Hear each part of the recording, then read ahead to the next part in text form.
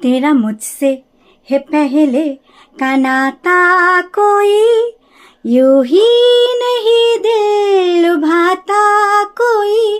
तेरा मुझसे है पहले का नाता कोई, यूं ही नहीं दिल लुभाता कोई। जाने तू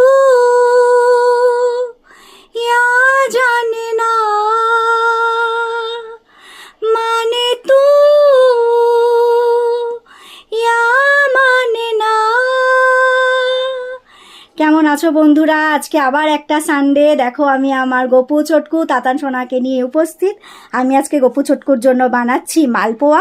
এক এক করে প্রিপারেশন তোমাদের সামনে রাখো, সাথে থাকো, দেখতে থাকো। মালপোয়া বানানোর জন্য এখানে নিয়েছি আমি কিছুটা নারকেল কুচি, চিনি, ময়দা, সুজি, মৌরি আর কলা।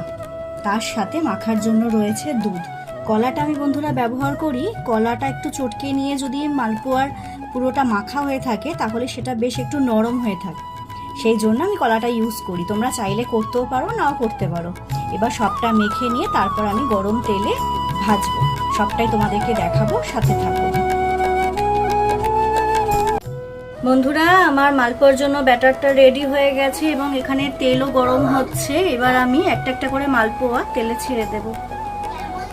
যে মালপোয়াগুলো তেলে ছেড়ে দিয়েছি একটা একটা করে এবার ভাজা হচ্ছে। বন্ধুরা মালপোয়াগুলো আমার সমস্ত ভাজা হয়ে গেছে, দেখো কিরকম হয়েছে। এবার আমি গপু ছোটকুকে ঘুম থেকে তুলে স্নান করিয়ে তারপর ওদেরকে খেতে দেবো। সবটা তোমাদের সামনে রাখবো, দেখতে থাকো। আমার গপু ছোটকু সাজুগুজু করে খেতে বসেছে।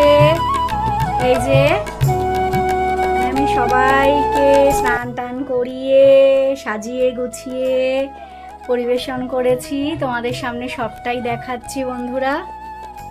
এই যে এইখানে দেখো আমার গুরুদেব, বাবা, এই যে যজ্ঞ দাদা, সবাইকে খেতে দিয়েছি।